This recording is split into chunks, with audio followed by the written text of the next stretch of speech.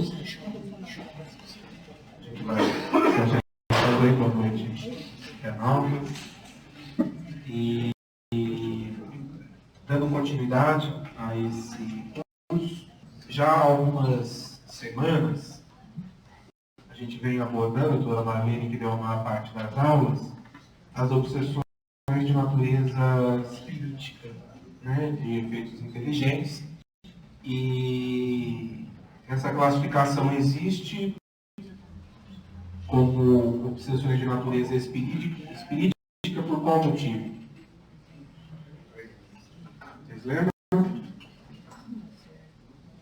Qual motivo? Desencarnado. Que é de espíritos desencarnados para encarnados, não é?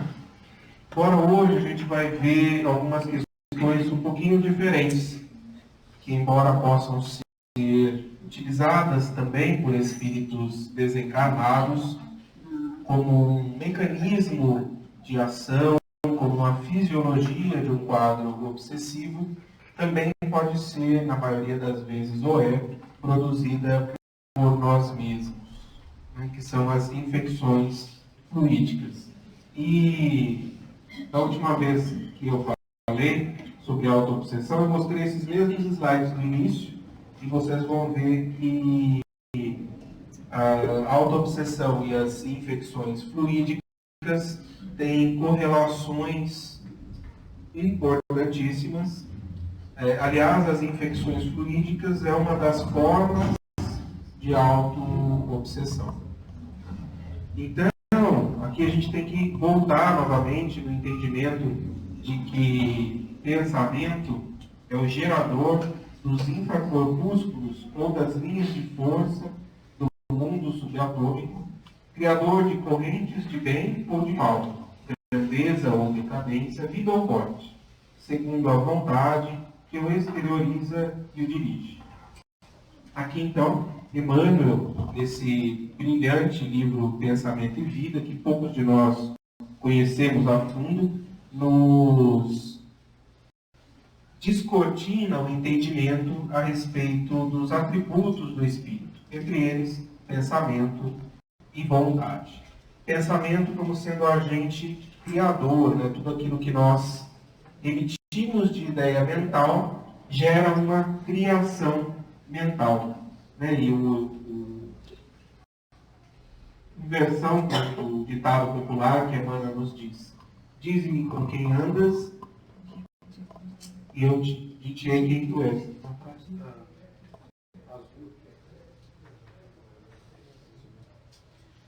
Então, nossos pensamentos ditam nossa conduta e que, de acordo com a nossa conduta, expressamos nossos objetivos e amealhamos companhias com as quais desejamos nos parecer. Então, a nossa conduta moral, a nossa postura, ela é ditada pelos nossos pensamentos, né? Nós emitimos um pensamento, ele gera uma criação mental em nós e fica registrado nos nossos arquivos de memória perispiritual, né? E física também, mas especialmente perispiritual. Fica registrado ali. Cada vez que nós vamos emitir um novo fluxo mental, fluxo de energias, que vai passar por todos os arcabouços do campo mental do espírito, e emitir uma ideia, um pensamento, ela vai ser influenciada pelas vibrações que nós já temos acumuladas na nossa memória. Por isso é que muitas vezes nós agimos sem pensar, não é? A gente fala isso habitualmente, mas essa ação sem pensar, o pensamento existe, né? Ele existe, não foi percebido, passou direto e acabamos agindo sem pensar. E muitas vezes nós temos, ainda eu tenho, não sei se vocês têm, determinadas condutas, atitudes, atos, que já não são mais coerentes com aquilo que eu tenho de conhecimento. Então eu já tenho determinados conhecimentos a respeito da vida, a respeito do espírito, dos valores morais, daquilo que é necessário edificar em mim como conquistas imortais do espírito, mas eu ainda tenho atitudes incoerentes com essas conquistas. né? Seja no campo das sensações, seja no campo das emoções, da raiva, da cólera, seja no campo das reações perante determinadas situações de preocupação ou de tristeza profunda que nos abala, que nos atormenta, né? Porque muitas vezes ainda não temos aquilo que temos de conhecimento, ainda não está arquivado em nós na forma de memória. Ainda essa construção precisa ser realizada e parte do esforço íntimo de cada um de nós que vai dia a dia edificando em si novas construções. Não é de uma hora para outra que nós construímos uma paciência, uma perseverança, uma humildade. Mas é dia a dia, experiência, tijolinho a tijolinho, que a gente vai edificando as nossas construções boas. E quando a gente está pensando nessas situações, quando a gente pensa e gera um registro mental em nós, isso depois pode nos atormentar. André Luiz, no Dicionário da Luz, nos diz o seguinte: todo ato, todo pensamento que nós temos é realizado em ato no campo mental, não é? Quando nós pensamos naquilo outro. Mesmo que a gente não realize, mas aquele pensamento se efetuou em nós e gerou um registro de memória. E muitas vezes, em outras circunstâncias, esse registro de memória vai passar a atuar no nosso campo mental e nós vamos agir de acordo com esse registro. E muitas vezes agindo impulsivamente numa situação, agressivamente quando a gente nem esperava que agisse daquela maneira. E a gente coloca sempre a culpa no nosso obsessor, né? Pode ser influenciado ou amplificado por uma situação de influenciação espiritual. Mas muitas vezes foram nossos próprios pensamentos invigilantes que geraram uma construção que a gente não deu nem bola ali naquela hora, mas que tempos depois vem nos atormentar e nos incomodar. Então a ideia é esse ser organizado pelo nosso espírito, aqui o pensamento dá forma e a qual a vontade imprime movimento e direção. Ou seja, quanto maior a vontade do espírito naquela direção, maior vai ser o impulso, a força, o movimento e o direcionamento daquela ideia. As nossas ações, então, são fruto das nossas ideias e geramos assim a felicidade ou a desventura para nós mesmos, né? Se hoje estamos atormentados pelas nossas construções do ontem, é hora de nos reorganizarmos, de termos calma, paciência, serenidade. A gente sabe que não é fácil, mas é a hora de termos isso, porque estamos colhendo, né, aquilo que semeamos. E é hora de semearmos construções diferentes, porque o amanhã será resultado das nossas semeaduras de hoje, né? O Maida na prece lembrou, né, o quanto o processo do desencarne é duro para a imensa maioria de nós, mesmo espíritas, né? A literatura espírita está cheia aí de exemplos. Por quê? Porque lá nós colhemos aquilo que estamos semeando aqui, né? Então a importância de fazermos uma boa semeadura para que possamos ter uma colheita mais proveitosa. E todo mundo sabe, na medida em que nós vamos semeando ideias, sentimentos, emoções, vibrações, atitudes diferentes no hoje, nós colhemos logo em seguida, né? Na mistura do nosso equilíbrio, da nossa pacificação íntima. O que é a infecção fluídica, então? André Luiz vai relatar isso em vários livros. Tem no Evolução em Dois Mundos, Mensageiros, Missionários da Luz e em diversos outros livros que ele se refere às larvas mentais, aos embriões mentais, aos parasitas mentais. E ele vai classificar, a doutora Marina também classifica tudo isso como infecções fluídicas, traçando um paralelo, embora sempre que a gente traça um paralelo do que acontece no mundo espiritual com o nosso mundo carnal, ele é pobre, né? Mas são as palavras e é o entendimento que a gente tem, embora a fisiologia do que aconteça vai muito além daquilo que nós percebemos e compreendemos e traçamos de paralelo. Claramente, André Luiz aqui traça um paralelo com os processos infecciosos terrestres, né? enfim, que nós estamos sujeitos por vírus, por bactérias, por fungos, aos quais nos contaminamos. Aí eu faço uma pergunta para vocês, né? Quando nós temos um resfriado, ou uma amidalite, ou uma diarreia infecciosa, ou enfim, algum processo infeccioso, quem é o responsável por esta infecção?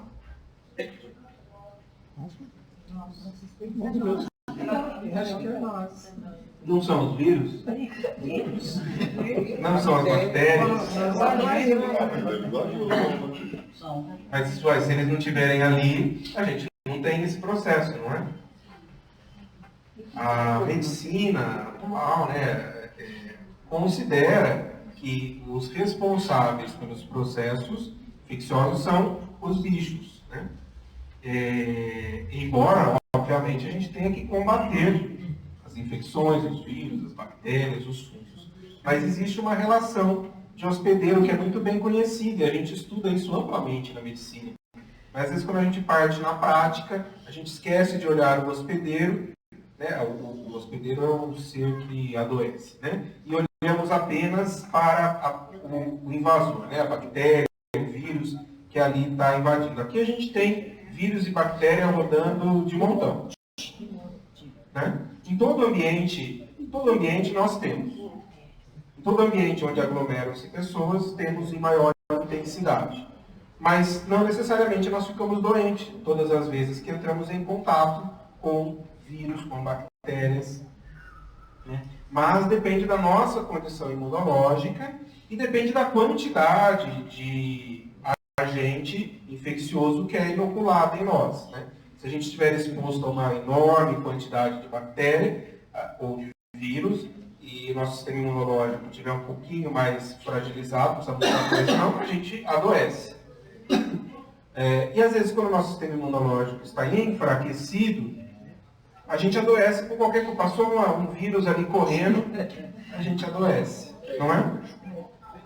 Isso acontece, vocês percebem isso na prática?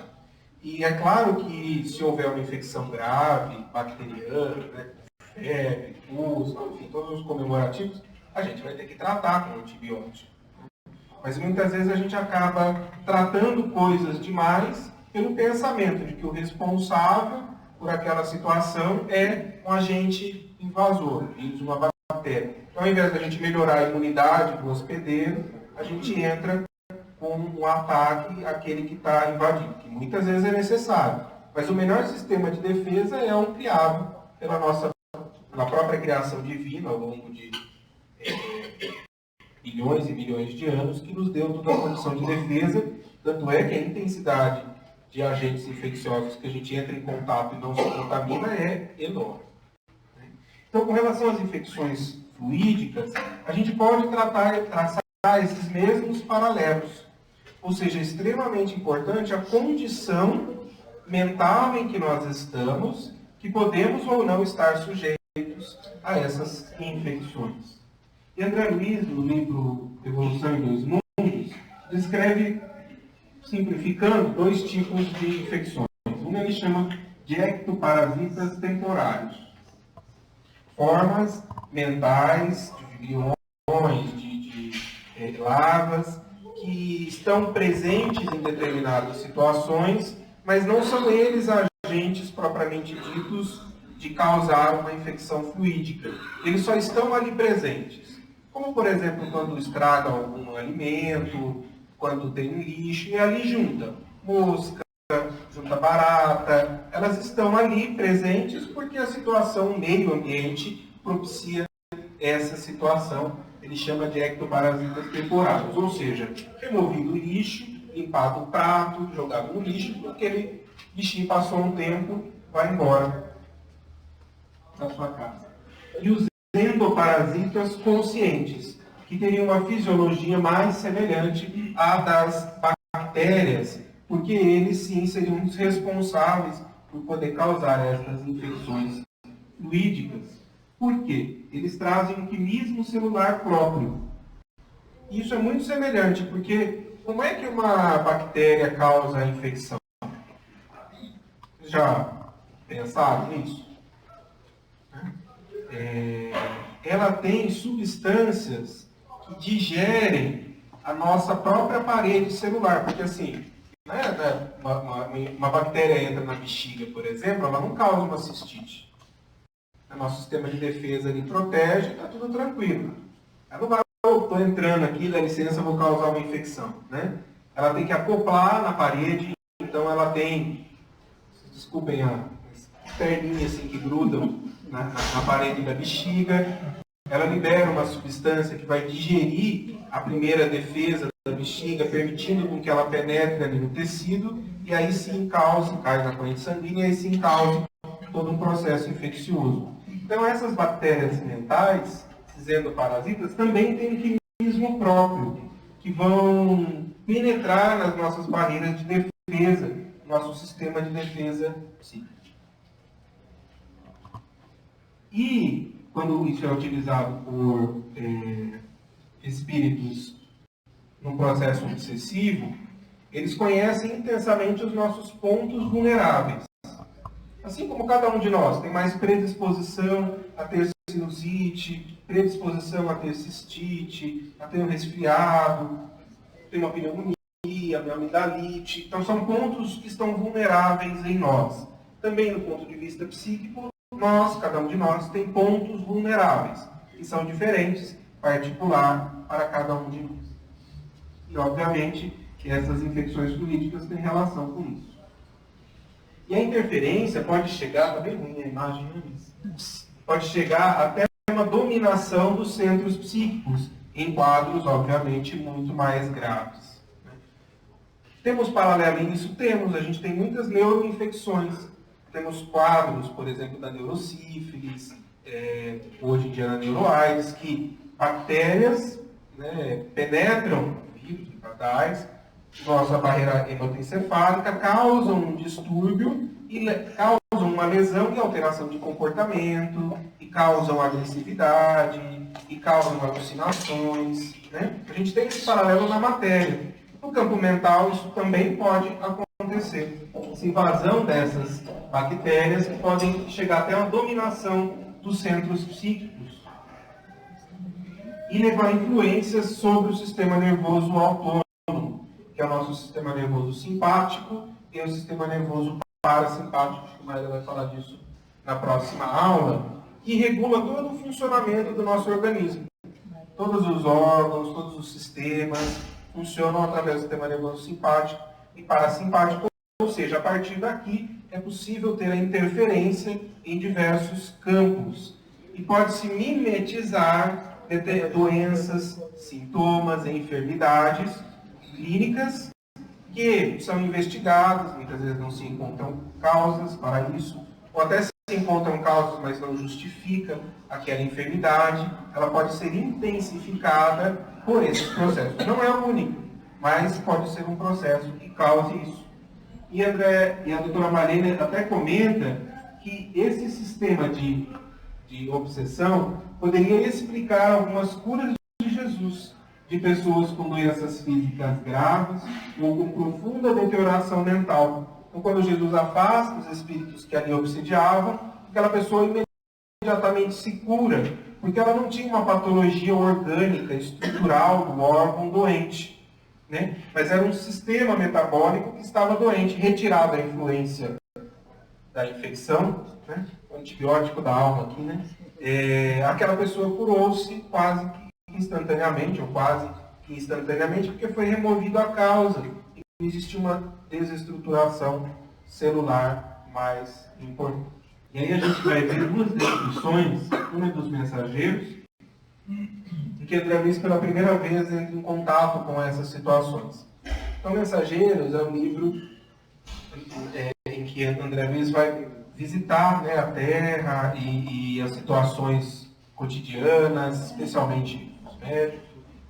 Mas Aniceto é um dos mentores deste livro. E ele está andando com André Luiz, Aniceto, e pede, numa grande cidade, pede para André Luiz observar uma grande nuvem que ali estava presente, que são manchas escuras na via pública.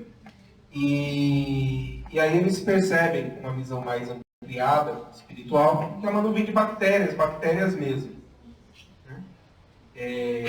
ou seja, ali naquele lugar tinha um excesso de bactérias. Se alguém passasse por aí do sistema imunológico mais frágil, poderia se contaminar. E mais para frente eles observam nas zonas de material mental inferior. E traça esse paralelo. Olha como são semelhantes essas nuvens de bactérias físicas e essas nuvens de bactérias ou de matéria mental inferior. Tinham mais ou menos o mesmo comportamento fisiológico aos olhos dele. Obviamente, a gente olhando, a gente não consegue enxergar nada, mas a visão da espiritualidade é ampliada e eles conseguem enxergar estas situações.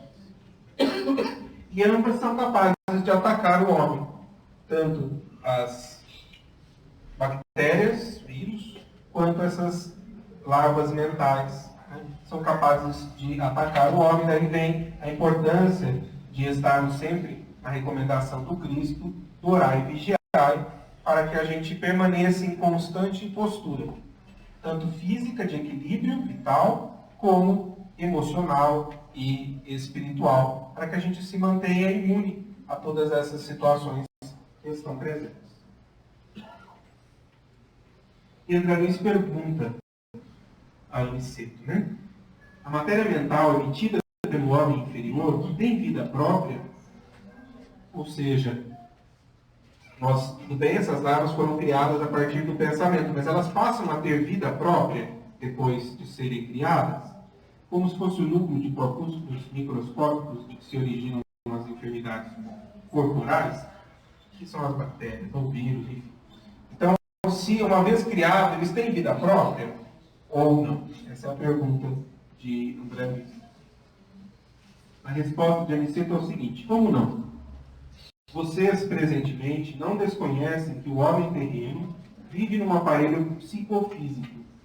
Não podemos considerar somente o capítulo das moléstias a situação fisiológica propriamente dita, mas também o quadro psíquico da personalidade encarnada. Ora, se temos a nuvem de bactérias produzidas pelo corpo doente, temos a nuvem de larvas mentais produzidas pela mente enferma em identidade de circunstâncias. Desse modo, na esfera das criaturas desprevenidas de recursos espirituais, tanto adoecem corpos como almas. Foi um pouco de tudo isso que a gente já conversou aí no início. No futuro, por esse mesmo motivo, a medicina da alma absorverá a medicina do corpo. Poderemos, na atualidade da Terra, fornecer tratamento ao organismo de carne. Semelhante tarefa dignifica a missão do consolo, da instrução e do alívio. Aniceto, dizendo a respeito da medicina terrestre, que é a medicina do corpo, e que nós podemos, na atualidade, oferecer tratamento ao organismo de carne. E sempre, como todas as profissões, ele está se referindo à medicina, por essa missão, ela dignifica a missão do consolo, da instrução e do alívio. Mas, no que concerne à cura real, somos forçados a reconhecer que esta pertence exclusivamente ao homem espírito. Ou seja, aqui, como em toda a coleção André Luiz, os mentores vão nos ensinando que, quando nós falamos de cura, de saúde, é importante que a gente entenda em que direção está indo o nosso pensamento. Se nós estamos falando da matéria, do corpo, ou da alma, ou do conjunto de toda essa estrutura corpo físico, perispírito e espírito. Porque quando nós estamos falando da cura do corpo, é até possível que a medicina alcance excelentes resultados. Mas será que isso realmente curou num sentido espiritual? Será que houve um reequilíbrio espiritual da pessoa que gerou aquela enfermidade? A maioria das vezes, não. É porque a cura real, ela pertence exclusivamente ao homem espírito, ou seja, é as construções espirituais que vão permitir que construa-se o processo de cura íntimo. E essas construções são pessoais. Por isso que a gente diz que ninguém cura ninguém. O médico não é capaz de nos curar. É nós mesmos, cada um de nós, que vai caminhar no seu processo de cura, que consiste num reequilíbrio. A gente vai voltar a falar disso depois. Essas larvas mentais, então, dos encarnados. Aí mudou de livro, está no Missionários da Luz, capítulo comecinho, acho que é o 3 ou 4. E André Luiz está junto com o Alexandre, e eles vão numa casa espírita. E aqui eles estão acompanhando uma reunião mediúnica de médiums em início do processo de desenvolvimento mediúnico, e eles vão observar o que é que acontece com esses médiums. E especificamente agora nesse momento vai comentando a respeito dessas larvas mentais. Eles observam primeiramente um rapaz que trazia desequilíbrios na esfera sexual. Médium, né, estava se candidatando ao desenvolvimento mediúnico, porém trazia desequilíbrios na esfera sexual. E André Luiz observa que todo o centro genésico dele estava comprometido por esses corpúsculos negros que invadiam bexiga, cordão espermático, vesículas seminais, a próstata, a uretra, chegando a aniquilar as células sexuais produzidas pelos testículos, né? Então, esse rapaz que trazia desequilíbrios profundos na esfera sexual, mentais, criava uma energia doente que se corporificava na forma dessas larvas mentais que sustentavam o desequilíbrio no chakra genésico e também na estrutura física, né, nos órgãos genitais deste rapaz.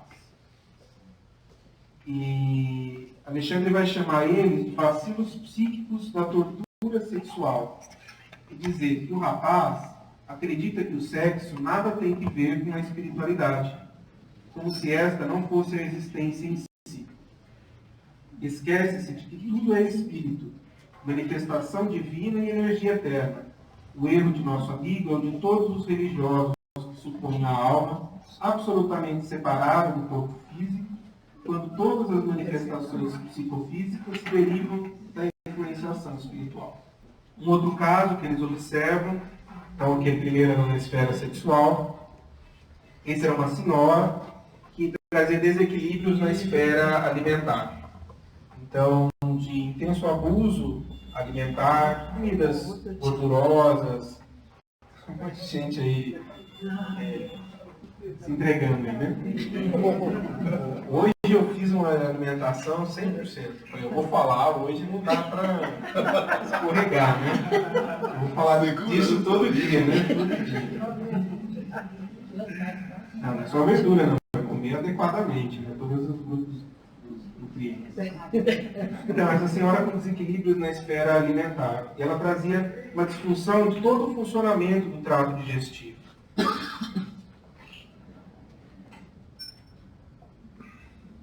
E a presença de lesmas vorazíssimas, que André Luiz descreve, que formavam colônias. Ele fala, também existiam as bactérias de uso habitual que estão presentes no trato intestinal. Eles observavam isso. Mas não é a essas que ele está se referindo, né? Mas essas de origem mental, desde o estômago até a válvula ileocecal. E esses parasitos atacavam os sucos nutritivos com alto potencial de destruição. Juntou com a estrutura sexual aqui, não está junto não. Então eles atacavam os sucos nutritivos com alto potencial de destruição. Vocês acham que essa senhora teria problemas na esfera dos sintomas digestivos? Com certeza, né? Às vezes já estivesse apresentando eles, ou às vezes apresentaria futuramente, né? Tamanha a disfunção, o desequilíbrio que ela causou pela própria imprevidência, pelo abuso naquela região. Além disso, obviamente, está prejudicado a absorção de nutrientes, né? De vitalidade. Ou seja, essa pessoa, por quê? Porque esses bacilos, ou essas lesmas, né, como ele vai chamar nesse caso, vão consumir matéria de energia vital. E essa pessoa vai ficar desvitalizada. Às vezes ela está obesa, um excesso de nutrição, mas ainda assim desvitalizada, porque toda a energia vital dela está sendo consumida por essas lesmas, por essas larvas mentais, e ela não consegue se vitalizar adequadamente. O Alexandre comenta também. Temos aqui uma pobre amiga desviada nos excessos de alimentação. Todas as suas glândulas e centros nervosos trabalham para atender às exigências do sistema digestivo. Descuidada de si mesma, caiu na glutonaria crassa, tornando-se presa de seres de baixa condição, né? Por ela mesma construídos. Pode ser amplificado por processos obsessivos, mas a causa de origem está nela mesma, né?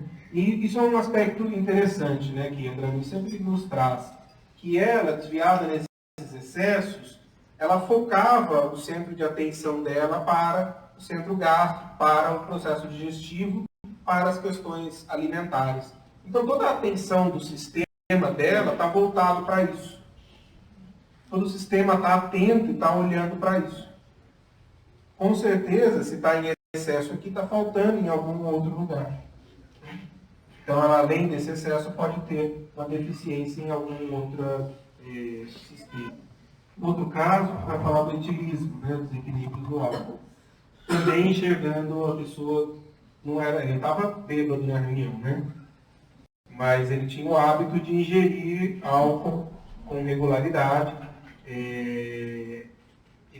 Pelo que descreve ali, no dia anterior, ou no mesmo dia da reunião, ele havia ingerido um tanto de álcool, sem estar alcoolizado, mas estava com excesso de álcool na circulação, e isso interferindo diretamente em toda a função fisiológica, né? E nesse caso, como ele havia um abuso, o trato digestivo estava ensopado de aguardente, e aí toda uma disfunção, especialmente no fígado, né? Um fígado enorme, como o André Luiz descreve, e esses bacilos, aqui está bem pequenininho, na entrada da veia porta, que é a entrada, né, os nutrientes são absorvidos pelo intestino, vão sendo filtrados e vão sendo absorvidos, carreados, vão se juntar na veia porta para entrar no fígado para ser filtrado, enfim, aproveitado.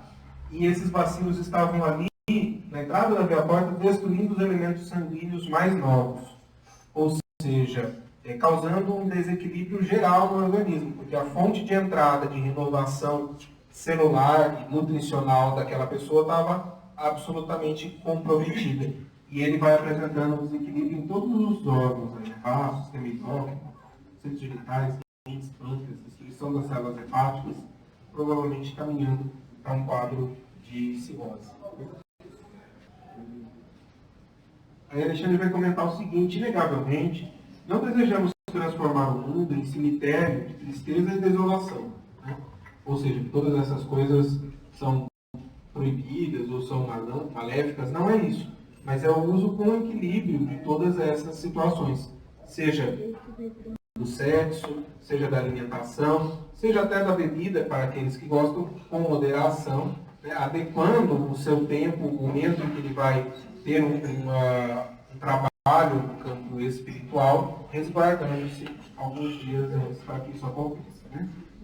Então, atender a santificada missão do sexo, no seu plano respeitável, usar um aperitivo comum, fazer a boa refeição, de modo algum significa desvios espirituais.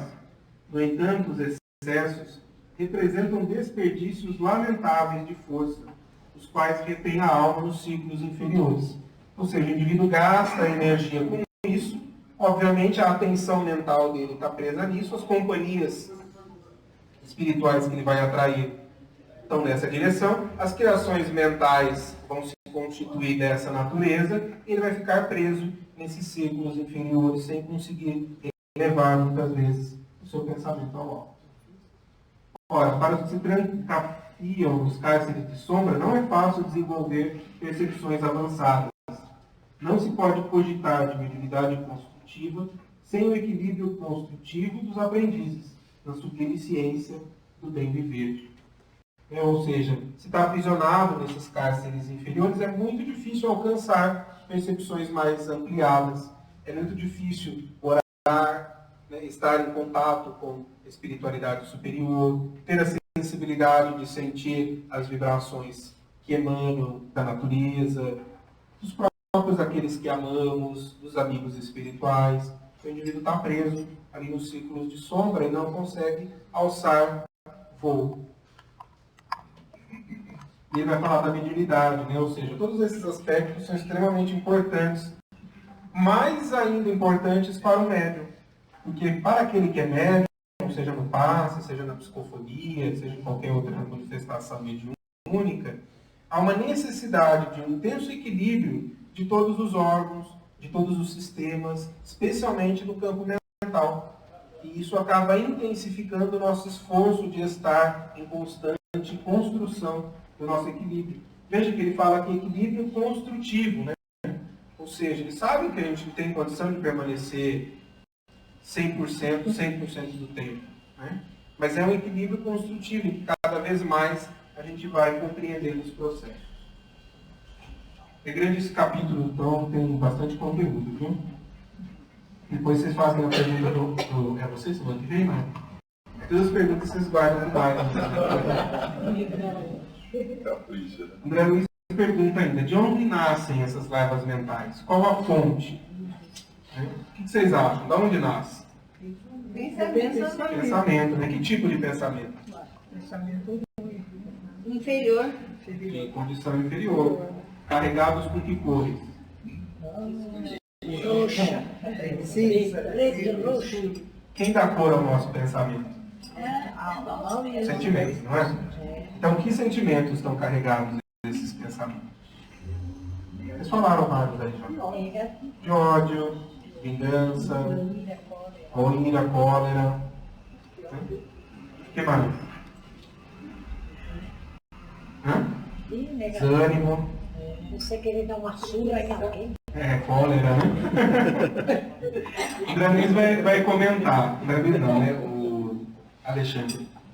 A cólera e o ódio ele coloca em primeiro lugar. Como sendo realmente sensações doentes que ainda carregamos, que tanto nos desequilibram e que na maioria das vezes nem percebemos que foi por conta dessas situações. Né? Mas quando a gente é contrariado, quando a coisa não sai do jeito que a gente quer, né? Quando alguém faz algo que não nos agrada, ou quando a vida vai numa direção que a gente não quer que ela siga, né? Tudo isso gera em nós cólera. A desesperação e o desânimo ele também coloca em segundo lugar. O desespero perante as situações, o desânimo, ou seja, associado à revolta e a falta de esperança, de entender que tudo está no processo da vida, que somos filhos de Deus, de que estamos em processo de aprendizado, de que tudo o que nos acontece é para o nosso bem, todas essas construções mentais que faltam quando estamos num processo de desesperança e desânimo. A intemperança e a revolta, e também os desvarios do sexo, as viciações diversas. Então vocês veem que, embora os exemplos que a gente colocou lá, do sexo, da alimentação, do álcool, são extremamente importantes porque entram pela via material, então desequilibram intensamente a nossa vitalidade, o nosso organismo, mas o nascedouro, eles coloca no campo mental, no campo dos sentimentos em primeiro lugar. E dá campo a perigosos germes psíquicos, que podem contagiar, né? Podem levar a contágio. É aquilo que a gente estava explicando lá no começo, é lógico, não é? Assim, lógico no sentido de razão, a gente perceber e pensar isso. Do mesmo jeito que a gente está imerso num mundo em que existem vírus, bactérias e fungos, eles estão ali presentes e a gente pode se contaminar, também dessas bactérias, larvas mentais, a gente pode se contaminar quando o nosso sistema imunológico espiritual está enfraquecido. Né?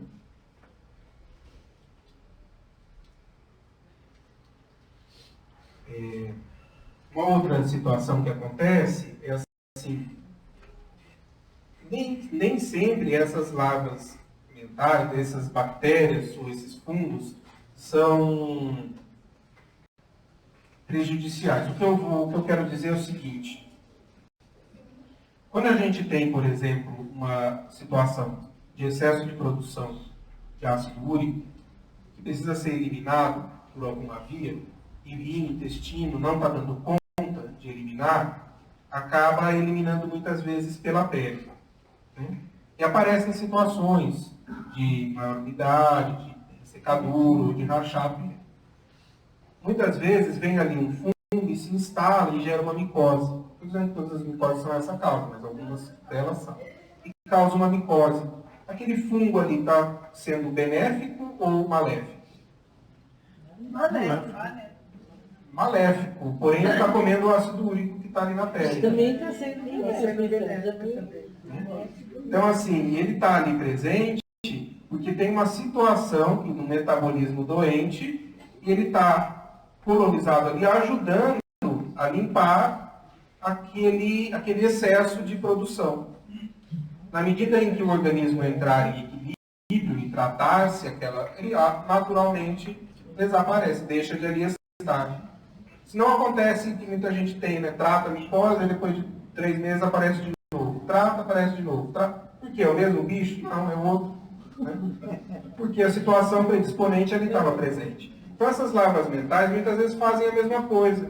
Às vezes a gente produz um campo mental tão doente que precisa ser consumido de alguma forma.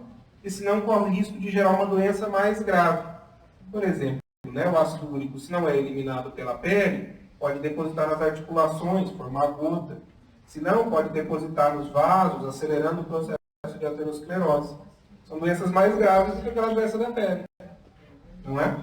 Então, essas larvas mentais cumprem essa função também de consumir energias doentes que nós mesmos produzimos, que precisam ser paradas de produzir para que aquela situação se recomponha. Então, às vezes, a gente tem um contágio nessas situações também. Elas vêm em nosso benefício, para consumir aquela energia mental produzida por nós mesmos doentes, que se não consumida, precisaria do corpo físico para ser eliminado. Faz sentido? Bom, e aí como é que a gente vai conseguir um sistema imunológico espiritual? Né? Pela disciplina, pela nossa decisão das nossas escolhas. Então, não, eu decido ter um pensamento diferente. Vou me esforçar para isso. Muitas vezes não vou conseguir, porque ainda não tenho células de memória que me sustentem essa construção. Mas vou fazer um esforço. Cair, vou me levantar no dia seguinte, vou fazer um esforço. É uma decisão. E uma escolha de em que direção eu quero ir, qual caminho eu quero seguir. E a perseverança nesse caminho. Não, eu acredito que é este o caminho, então eu vou perseverar, vou insistir, porque decorrente de um tempo terei construções. E a partir dessas construções, sim, vou atingir um equilíbrio. Vocês aguentam mais um caso? Tem um caso do Ninguém no Corpo Resgate. A doutora Marina chamou assim, é do livro do Mundo Maior. Muito interessante esse caso. A gente vai dar uma pincelada, mas vale a pena aprofundar. Não estou me lembrando que capítulo é do Mundo Maior. Se alguém tiver no livro, me fala. É um menino muito doente que eles vão visitar, aproveitando o momento de oração da mãe. Era um menino paralítico, mas além de paralítico, ele era cego, surdo e mudo. Ou seja, estava praticamente isolado do mundo sensorial. E ali eles viram 2 entidades infelizes próximas.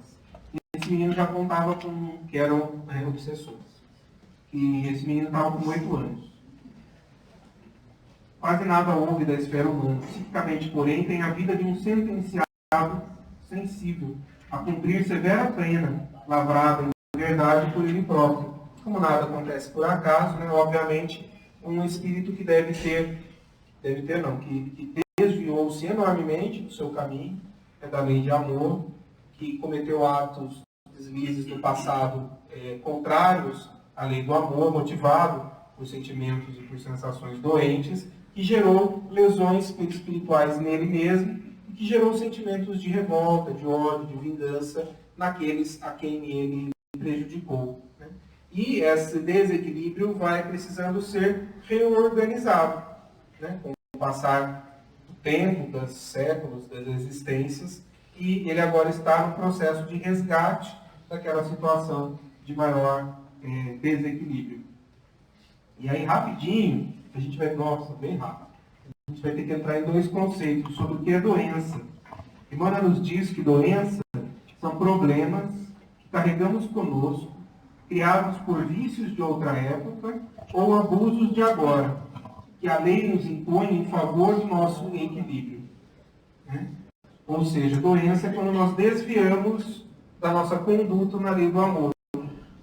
E nós agimos em desacordo com a lei do amor, isso gera em nós um desequilíbrio que vai se manifestar na forma de doença, seja pelos vícios de outras épocas ou abusos de agora.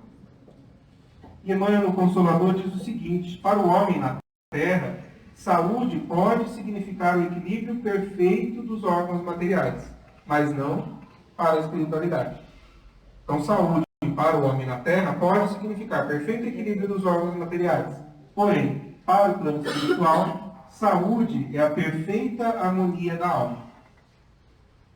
Essa é a definição de saúde da doutrina espírita. Uma delas é: saúde é a perfeita harmonia da alma, para a obtenção da qual, muitas vezes, há necessidade da contribuição preciosa das moléstias e deficiências transitórias da Terra. Aquele menino que a gente viu, vocês acham que está num processo de reequilíbrio? Está num processo em direção à cura? Com certeza. Embora esteja profundamente doente do corpo, doente do cérebro, porém ele está espiritualmente num processo de reorganização da alma. Né? E a história dele, 2 séculos atrás, semeou ódios e ruínas numa revolta que houve. Muitas vítimas já perdoaram 2 séculos atrás. Hein? Porém, aqueles 2 inimigos que estavam juntos ainda estavam em processo final de transformação. E aquele momento que eles estavam gerava pensamentos de revolta e de vingança, atingiam pelo espírito desse rapaz, especialmente nas lesões na zona do remorso, que é a área onde nós, quando erramos, entramos em processo de culpa, e quando nós conseguimos nos arrepender, nós encaminhamos para o processo de reparação. Quando não nos arrependemos, entramos no processo de remorso, que é uma culpa desorganizada, e geralmente a gente fala culpa, estou culpado e tal. A culpa é um sentimento rápido, fugaz, que vem quando nós agimos em desacordo com a lei do amor. Quando isso intensifica e cronifica, chama-se remorso, pela doutrina espírita. E essa zona de remorso tem a ver com as áreas que nós desequilibramos, desajustamos no passado. E essa zona do remorso era onde atuavam mais intensamente esses obsessores, que nada mais eram do que espíritos envolvidos nesse processo doente. Então, uma dessas entidades levantou-se, eles viram ele levantar, e tocou o cérebro do doente, e ele entrou num processo como se fosse num quadro convulsivo, de agitação, se debatendo. Porque, das mãos daquela entidade, ele emitia estrias negras de substância semelhante ao piche, aos quais atingiam o encéfalo do pequenino, acentuando-lhe as impressões de pavor. Então, como que atuavam ali, aquilo intensificava, agravava os quadros de comportamento. É um caso em que o produto do quilismo do obsessor atinge o obsediado, provocando-lhe distúrbios sintéticos. Porque havia uma similitude e uma área bastante desorganizada que permitia esse contato, não no sentido de abandono, né, das leis divinas, mas no sentido de reorganização perante as leis divinas. Porém, esse processo era neutralizado pelas emissões luminosas da mãe. Então, quando isso acontecia, a mãe, que era um espírito de alta envergadura, que se colocou à disposição para receber este irmão, né, que tão adoecido, provavelmente não, que era muito querido ao seu coração, e ela já de altas conquistas espirituais se disponibiliza a receber como filho.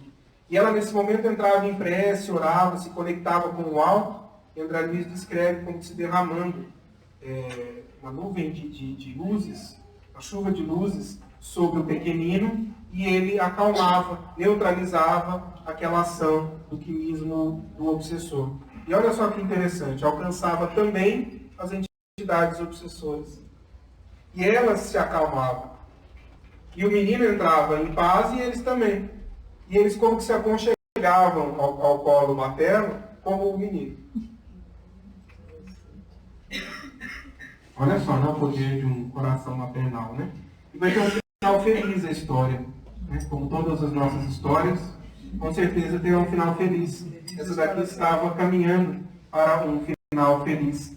Já estava planejado, antes mesmo de todos reencarnarem, que os dois verdugos, aquelas duas entidades, iriam renascer como irmãos da vítima.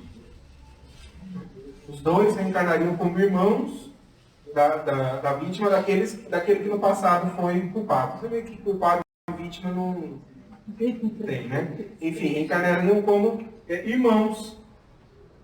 E no processo, amparados por aquela mãe. Né? E todos juntos na reharmonização do lar, das suas sentimentos. Voltarão ao sol da existência por intermédio de um coração de mulher e compreendeu com Jesus o valor do sacrifício. E aí ele escreve o seguinte, Alderrado. E quando entrelaçarem as mãos sobre ele, falando das duas entidades, e quando entrelaçarem as mãos sobre ele, consumindo energias por ajudá-lo, assistidos pela ternura de abnegada mãe, amorosa e justa, beijarão o velho inimigo com imenso afeto, transmudar-se-ão nas negras algemas do ódio em alvinitentes liames de luz, nos quais refugiará o amor eterno. Chegado esse tempo, a força do perdão restituirá nosso doente à liberdade. Largará ele, qual pássaro feliz, esse mirrado corpo físico, sufocante cárcere do crime e suas consequências, onde se debateu por quase 2 séculos. Até lá, importa zelar com empenho pela valorosa mulher que é essa, vestalina senhora deste lar, em quem as forças divinas respeitam a vocação para o martírio, por iluminar a vida e enriquecer a obra de Deus. Muito bonito, né? Esse caso é belíssimo, né? Na página 91 a 101, quem quiser chegar em casa depois ler. Então, esse é o final deste capítulo.